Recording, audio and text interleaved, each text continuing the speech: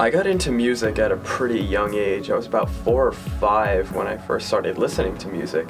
I would raid through my dad's LPs and cassettes or whatever he had. That's what I'd often listen to. It's funny because my earliest memory of anything audio or music is messing around on his little stereo rack. I remember my dad had like a built-in equalizer and he had an amplifier with little treble and bass knobs, and I would just fuck around with those, get different noises. I was really fascinated by it.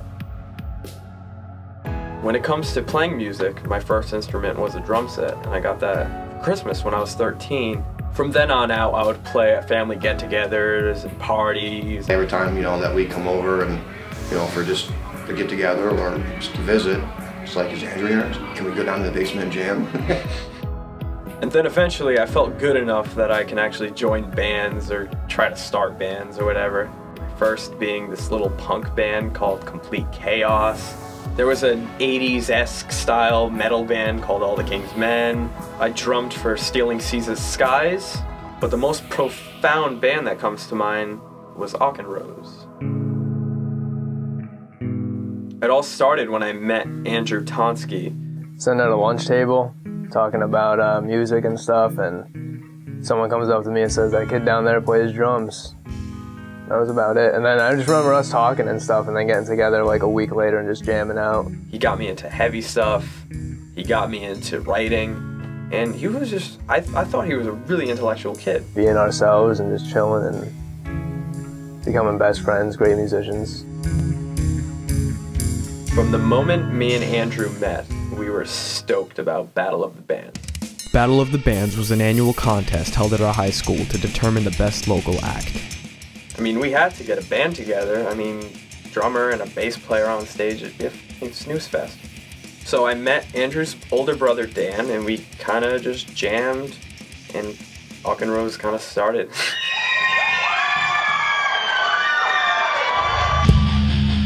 And we went up there, our first time ever playing, and it was original songs that we kind of just compiled together from the previous month. It was pretty exciting. I mean, that's a high no drug can give you.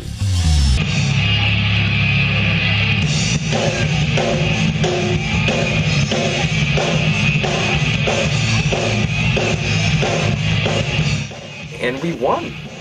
Provided a lot of satisfaction for us as a band.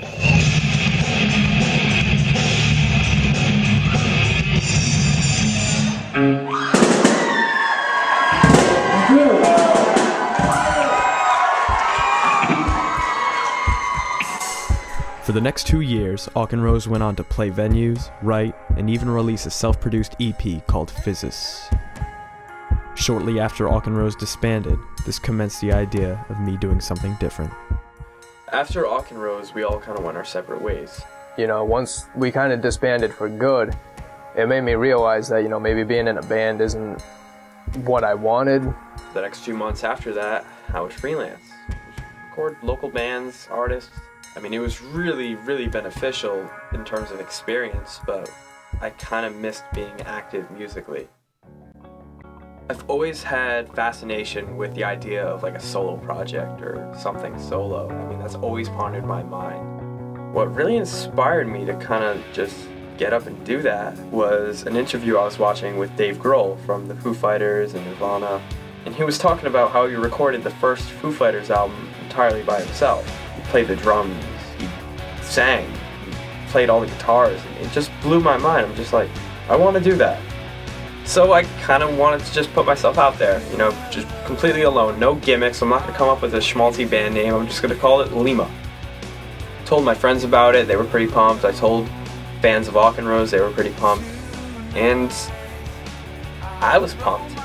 I really didn't know what to expect. I'm flapping my gums about a solo project, and yet I have no original material written, at least not finished material. So I thought, I'll put out a covers album. Rediscoveries was fun. I mean, it was me, myself, and I, completely alone, no musical accompaniment whatsoever, no bandmates to yell in your ear, no worries, no deadlines. It was just the most mellow project I've ever worked on. Everything about that Rediscoveries cover album is absolutely positive feedback. It was awesome. It was the best quality out of any local recording that I've ever heard. I mean, don't get me wrong, it was a pain in the ass, but it was worth it. You track the actual song under your cover. They run the same amount of time, they run the same time signature, the same tempo. Everything was spot on.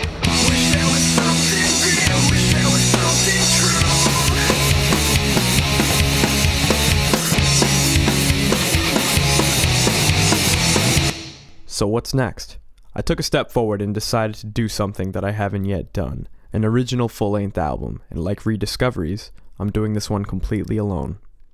Tomorrow I begin the first step of the recording process, and this of course is drums.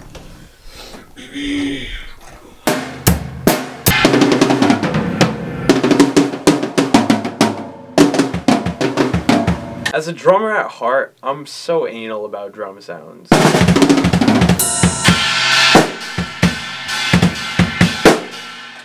I need everything to be pitch perfect. I need every level to be, you know, exact. I need nothing short of perfection. That sounds like ass. Recording drums is my weak point.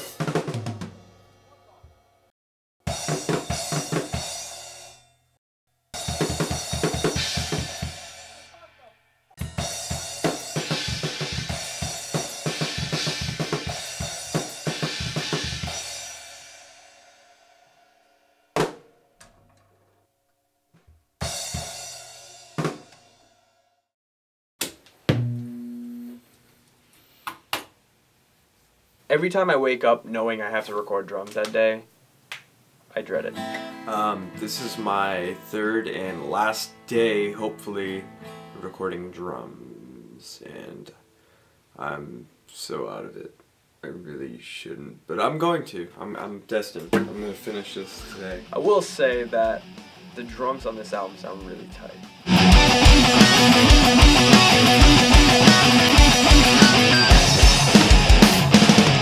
In terms of the drum structure and the way the songs are played, I went for a kind of experimental sound. I mean, the drums are kind of all over the place.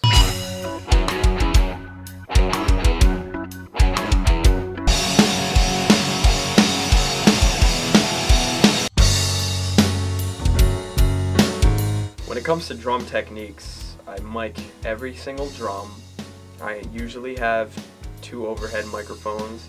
I feed them all into an interface, and I edit them all individually by track.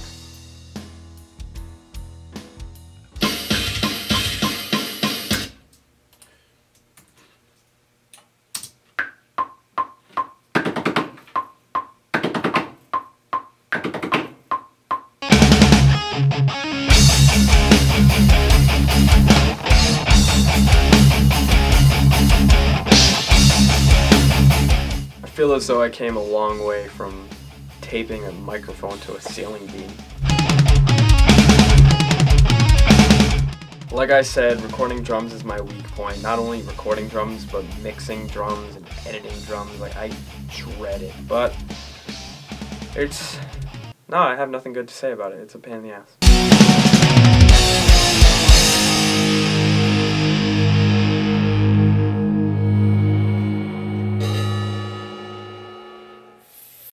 Done!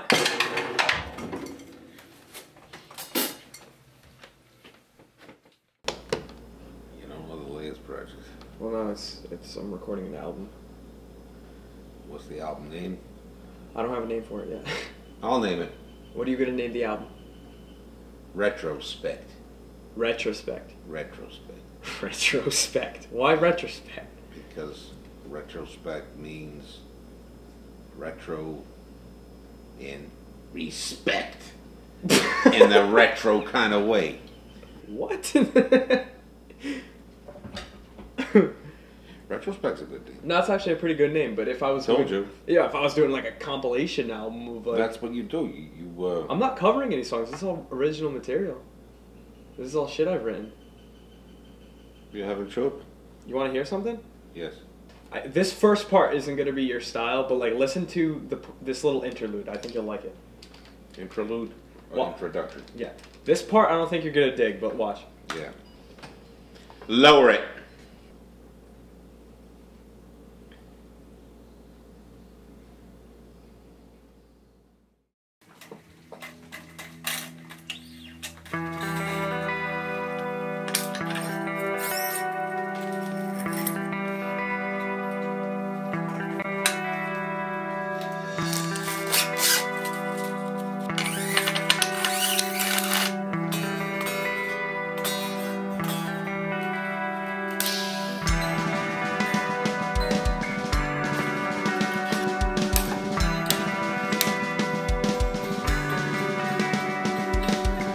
When it comes to recording guitars, that's my favorite part of the recording process. Nothing like spending a good old Sunday night recording guitar. Feeling good. Let's see what we can do here. I like to mess around with tones. I like playing guitar because it's fun. But as a guitar player, I make a lot of room for improvisation.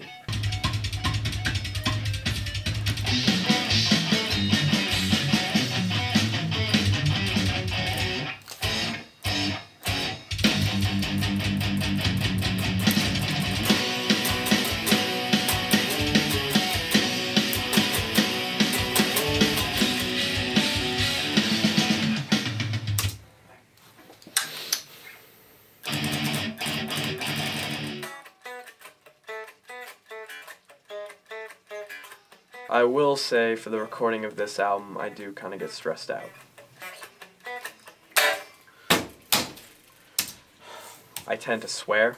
Stupid thing won't stay in tune. I tend to throw things. And I tend to feed on caffeine. Coffee break.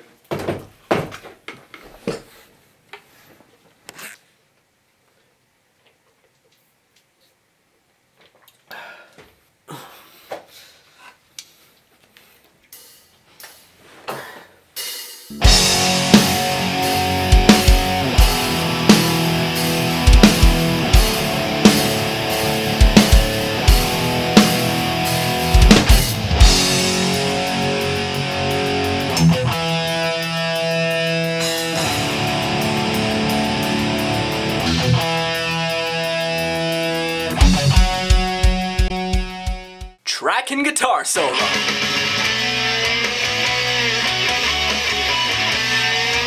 My favorite portion of guitar tracking is probably the solos or the leads. Because that's the most unpredictable part. I never, record having a solo already in mind. Like, I always have to bust something out new and just come up with something on the spot, actually.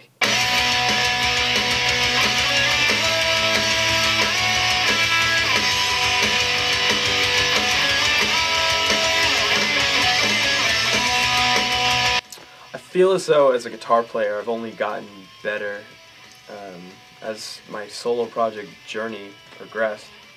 I feel as though I've kind of learned the fundamental playing methods, and I've figured out my own techniques, and they work for me, and I'm really proud of how that came out.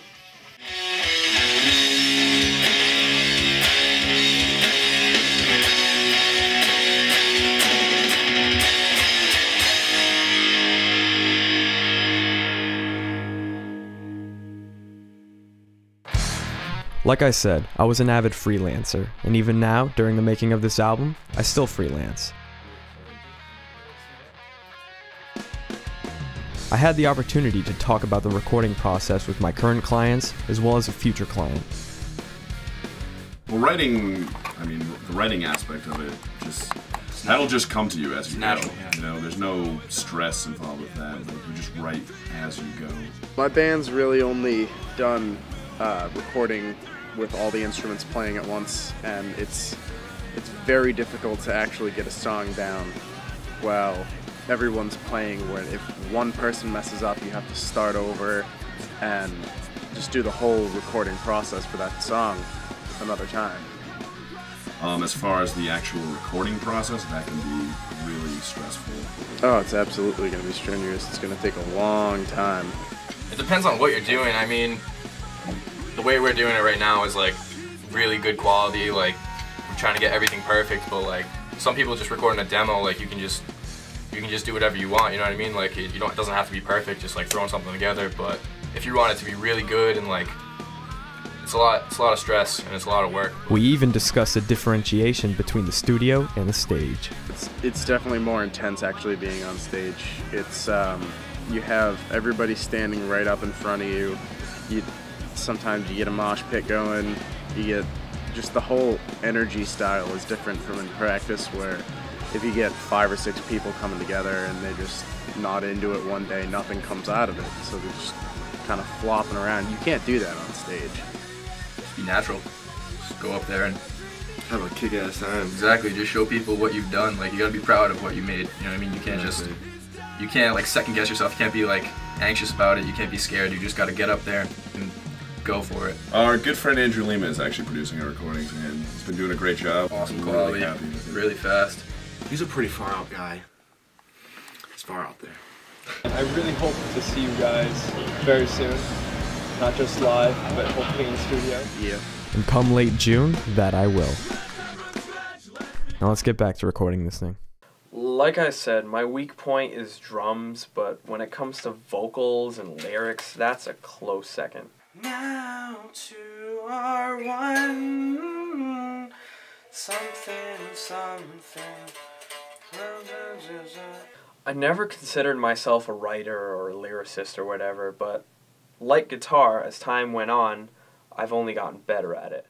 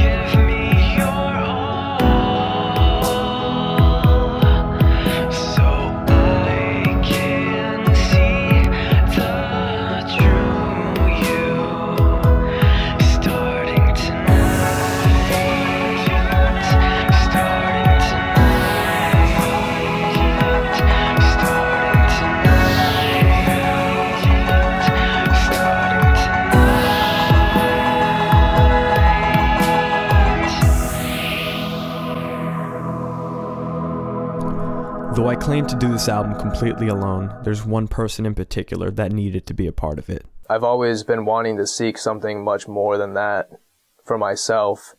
So I did join the Navy last October, and I'm leaving this June. Within the next couple of weeks, Andrew is departing, so I asked him to record bass on the closing song on the album, Until We Are One.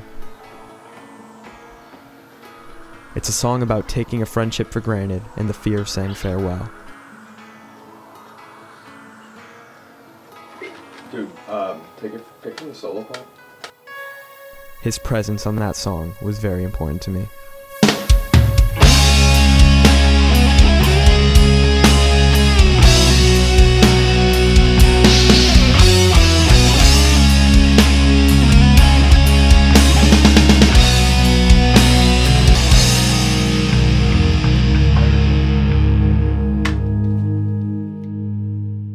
I'm just really excited to actually have a CD in my hand to where I can just jam and, you know, I'm really excited. It's gonna, you know, blow some minds of people who don't really know what he is capable of on his own. I've heard like little bits and pieces of it. It's crazy. I mean, I've heard your old stuff, your previous material, and I was very pleased. You know, if he calls me up late on a Saturday night, wants me to come over and listen to it, you know, I'll be driving 50 miles an hour just to get over here. I've decided to name the album Open the Floodgates. It's an expression. It means making something possible that was once impossible or really hard to achieve. And that's exactly what this album is.